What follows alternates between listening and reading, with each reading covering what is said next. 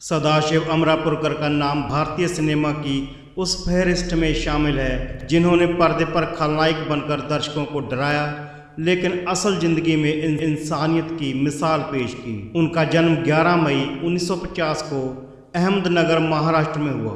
बचपन से ही पढ़ाई में तेज थे, लेकिन कला और अभिनय उनके भीतर गहराई तक बसा हुआ था। कॉलेज के दिनों में उन्होंने थिएटर करना शुरू किया और यही मंच उनके अभिनय का रास्ता बना।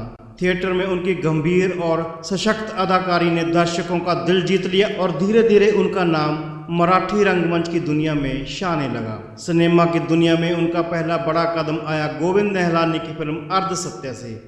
इस फिल्म में उन्होंने रमा शेट्टी नाम के डरावने विलन का किरदार निभाया। उस दौर में दर्शक खलनायक को मोटे तगड़े हथियार चलाने वाले जहाँ चलाक गुंडे की शक्ल में देखते थे, लेकिन सदाशिव ने बिना किसी दिखावे के सिर्फ अपनी आंखों की चमक और संवाद अदायगी से डर पैदा कर दिया। इस रोल के बाद इंडस्ट्री को लगा कि हिंदी सिनेमा को एक नए तरह का खलनायक मिल गया है। इसके बाद उन्होंने एक से बढ़कर एक फिल्म की। हुकूमत, फूल और कांटे, कर्मा, खलनायक जैसी फिल्मों में उनका नाम बेहद यादगार रहा, मगर उनका सबसे बड़ा मुकाम आया 1991 में, जब महेश भट्ट की फिल्म सड़क रिलीज हुई। इसमें उन्होंने महारानी का रोल निभाया, एक हिजड़ा खलनायक। उस समय हिंदी फिल्मों में इस तरह का किरदार किसी ने नहीं देखा था। सदाशिव ने इस भूमिका को इतनी बारीकी और असरदार ढंग से निभाया कि दर्शक हिल गए। लोगों को नफरत भी हुई, डर भी लगा, और यही उनकी सबसे बड़ी जीत थी। इस रोल के लिए उन्हें फिल्म फेयर अवार्ड मिला, और दिलचस्प बात यह है कि बेस्ट विलन का कैटेगरी अवार्ड पहली बार उसी साल शुरू हुआ था और पहला अवार्ड सदाशिव को मिला। हालांकि उसकी एक्टिंग सिर्फ खलनायक तक सीमित नहीं रही, वे कॉमिक रोल में भी उतने ही सहज थे। अखियों से गोली मारे, गुलामे मुस्तफ़ा और कुली नंबर 1 जैसी फिल्मों में उनकी कॉमिक टाइमिंग देखकर दर्शक हंसते हंसते लोटपोट हो जाते।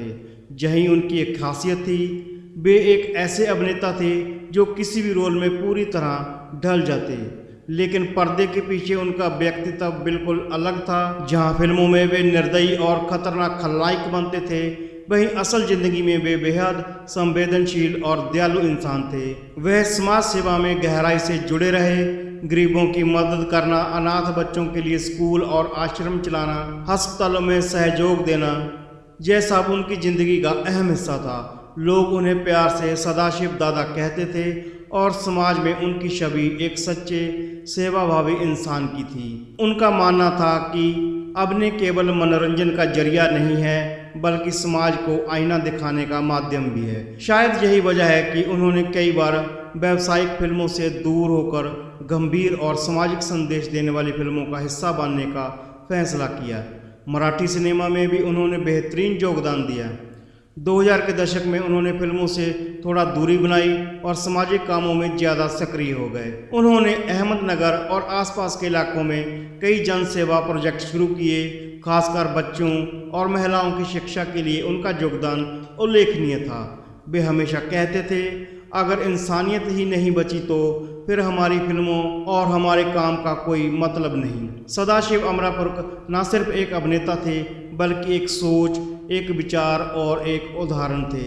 वे उन चुनिंदा कलाकारों में से थे जिन्होंने साबित किया कि खलनायक का किरदार निभाने वाला इंसान असल ज़िंदगी में सबसे नेक दिल हो सकता है। 2014 में लंबी बीमारी के बाद उन्होंने दुनिया को अलविदा कहा।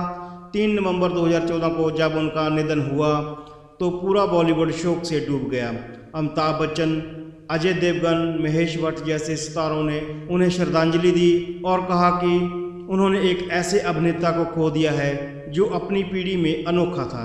आज जब भी हिंदी फिल्मों में खलनायकों की बात होती है तो सदाशिव अमरापुरकर का नाम सबसे ऊपर आता है।